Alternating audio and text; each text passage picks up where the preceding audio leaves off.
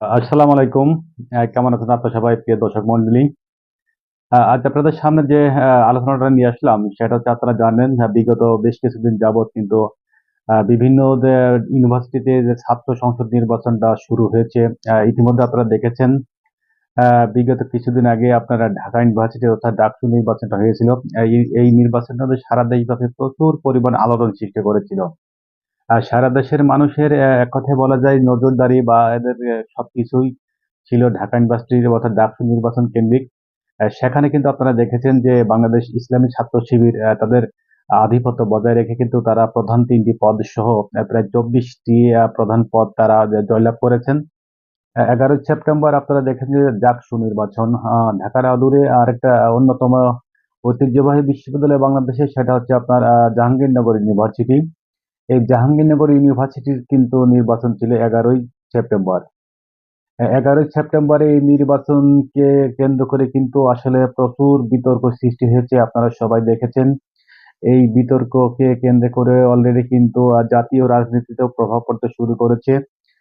সেখানে আপনারা দেখেছেন যে নির্বাচনের প্রধান ২ টি প্রতিদ্বন্দ্বী দল সেটা ছিল বাংলাদেশ জামায়াতে ইসলামের অঙ্গ সংগঠন ইসলামী ছাত্র শিবির প্যানেল এবং বাংলাদেশ জাতীয়তাবাদী দল বিএনপির ছাত্র সংগঠন জাতীয়তাবাদী ছাত্র দল। মূলত এই ২ টি গ্রুপের মধ্যেই বা এই ২ টি দলের মধ্যেই কিন্তু প্রধান প্রতিদ্বন্দ্বী ছিলেন তারা। এছাড়াও আরো কিছু আ আ বাম ঘরানা বা বিভিন্ন ছোট, ছোট যে প্যানেল গুলো দিয়ে তারা কিন্তু নির্বাচনে প্রতিদ্বন্দ্বিতা করছিল। কিন্তু মূলত ছাত্র শিবির এবং ছাত্র দলের মধ্যে এই মূল প্রতিদ্বন্দ্বিতা হচ্ছিল। আপনারা ইতিমধ্যে জেনে গেছেন যে এই নির্বাচনকে কেন্দ্র করে অনিয়মের অভিযোগ তুলে কিন্তু বাংলাদেশ জাতীয়তাবাদী ছাত্রদল তারা সেই নির্বাচনটা বয়কট করেছিল। ১১টা-১২টার ভিতরে অর্থাৎ নির্বাচন শুরুর মধ্যভাগে কিন্তু জাতীয়তাবাদী ছাত্রদল নির্বাচনটা বয়কট করেছিল। অভিযোগ ছিল প্রশাসনের পক্ষপাতমূলক আচরণ। প্রশাসনের প্রতি পক্ষপাতিত্ব করার অভিযোগ এনে কিন্তু তারা নির্বাচনে বয়কট করে এবং এই জাতীয়তাবাদী ছাত্রদলের সাথে একাত্মতা প্রকাশ করে বিভিন্ন বাম ঘরানার যে প্যানেলগুলো ছিল তারাও কিন্তু নির্বাচনটা বয়কট করেছে। এই নির্বাচন বয়কট করাকে কেন্দ্র করে কিন্তু রাজনীতিতে এবং মিডিয়াতে প্রচুর পরিমাণে আলোচনা সমালোচনার জন্ম দেয় এবং তারা বলেন যে আসলে এই বিশ্ববিদ্যালয় প্রশাসন সম্পূর্ণ ইসলামী ছাত্র শিবির বা জামায়াতে ইসলামের লোকজন দিয়ে কিন্তু এটা সব সাজানো। সেখানে তাদের ইচ্ছেমতো সিল মারছে বা হচ্ছে আপনার অতিরিক্ত ব্যালট পেপার ছাপানো। এবং তাদের আরো কিছু অভিযোগ ছিল সেটা হচ্ছে যে বহিরাগতদের বিভিন্ন কৌশলে জামাতের লোকজন সেখানে ঢুকিয়েছিল। সেটা হচ্ছে যে আপনি জানেন যে এই নির্বাচনটা কিন্তু সিসি ক্যামেরার আওতাভুক্ত ছিল এবং সিসি ক্যামেরায় সবকিছু পর্যবেক্ষণ করা ছিল।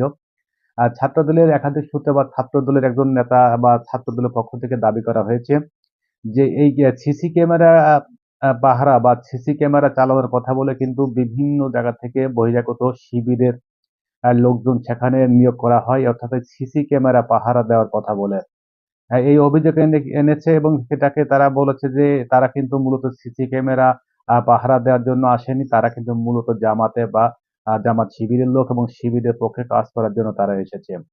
তারা ইচ্ছামত সিল মেরে নিচ্ছে এবং তারা কিন্তু বিভিন্ন সময় বিভিন্ন ভোট কেন্দ্রের ভিতরে তারা নিজেদের ভোট বাক্সে নিজেদের যে ব্যালট পেপার গুলো ঢুকিয়ে দিচ্ছিল এবং আরো বলেন যে তারা অতিরিক্ত 10% ব্যালট পেপার ছাপানোর কথা এখানে উঠে এসেছে।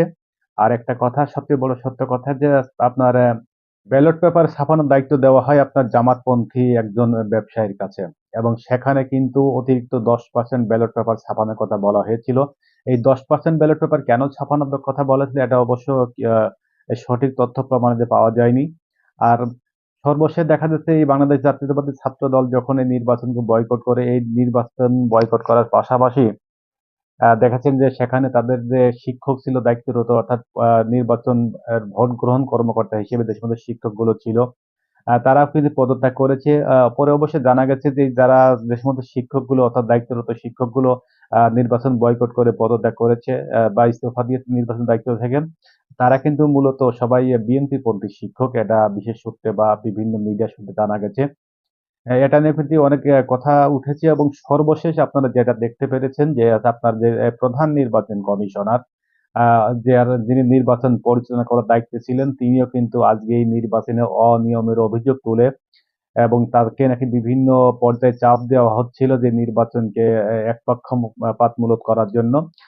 যার কারণে কিন্তু সে অভিযোগ তুলে উনি নির্বাচন থেকে সরে দাঁড়িয়েছেন। অর্থাৎ নিজের নির্বাচন কমিশনার উনি নির্বাচন পরিচালনার ক্ষেত্র থেকে উনি সরে দাঁড়িয়েছেন। এখানে বিভিন্ন সাংবাদিক বা বিভিন্ন গণমাধ্যম ব্যক্তিরা তাকে প্রশ্ন করেন যে, "আপনি আসলে বিশেষ কোনো চাপে বা বিশেষ কোনো কারণে আপনি এটা থেকে বা এই দায়িত্ব থেকে সরে আসছেন কিনা?" সে বিষয়ে কিন্তু উনি ক্লিয়ার করেছেন যে, আসলে এটা কোনো বিশেষ গোষ্ঠী বা বিশেষ কোনো পক্ষের চাপের কারণে তিনি পদত্যাগ করেননি।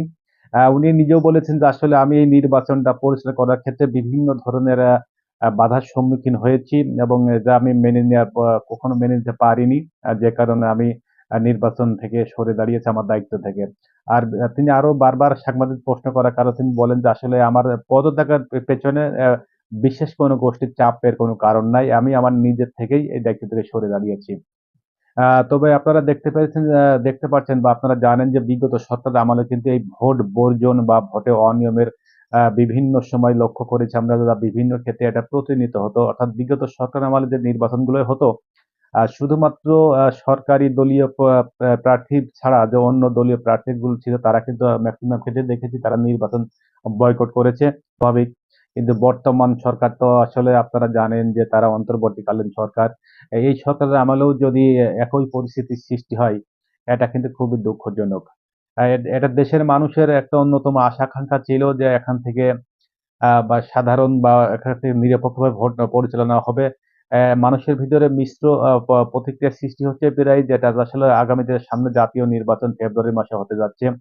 এই সমস্ত নির্বাচনে যদি এই ধরনের অনিয়ম হয় বা প্রশাসন পক্ষপাতমূলক আচরণ করে, আগামী নির্বাচন কি হবে এটা প্রতিটা মানুষের মধ্যে কিন্তু একটা আলোচনার বা সমালোচনার জন্ম দিচ্ছে। এটা নিয়ে কিন্তু বিএনপির একাধিক নেতা বলেও আসছে যে তারা সংকীর্ণ মনা। আর যদিও বিএনপির এটা অফিসিয়ালি কোনো বক্তব্য এখনো আসেনি। তবে বিভিন্ন আনঅফিসিয়াল বক্তব্য থেকে এসেছে তারা আগামী নির্বাচনের জন্য তারা কিন্তু তৈরি হচ্ছেন এবং তারা এ বিষয়ে নজরদারি রাখার চেষ্টা করছেন। তবে আপনারা যাই হোক দেখতে পেরেছেন যে আসলে এই সরকারের আমলে যে ভোটগুলো হচ্ছে বা স্বাস্থ্য সংসদ নির্বাচনগুলো হচ্ছে এই নির্বাচনে যে এই ধরনের অভিযোগ আসছে এটা কিন্তু অনাকাঙ্ক্ষিত। প্রত্যেকটা মানুষেরই অনাকাঙ্ক্ষিত বিগত আওয়ামী লীগ সরকারের আমলে আমরা দেখেছি যে এই ধরনের প্রথাটা চালু ছিল। আর নির্বাচনের মাঝপথেই কিন্তু প্রতিদ্বন্দ্বী একাধিক গ্রুপ বা একাধিক পক্ষ কিন্তু নির্বাচন বয়কট করেছে। আমার মনে হচ্ছে সেই অতীতে যে ধারাবাহিকতা ছিল সেই ধারাবাহিকতা এখনো বজিয়ে রেখেছে। অনেকেই বিভিন্ন বলছে ট্রল করে বলছে যে, "ভাইরে ভাই এই নির্বাচন বয়কট করতে, করতে মানুষের অভ্যাস হয়ে গেছে বা বিভিন্ন প্রার্থীদের অভ্যাস হয়ে গেছে বিগত ১৭ বছর আগের থেকেই। সেই ধারাবাহিকতা এখনো তারা আ বেরিয়ে আসতে পারেনি। যে যেখানে থাকবেন সবার জন্য শুভেচ্ছা, শুভকামনা রইলো। ভালো থাকবেন সবাই। আসসালামু আলাইকুম ওয়া রাহমাতুল্লাহ।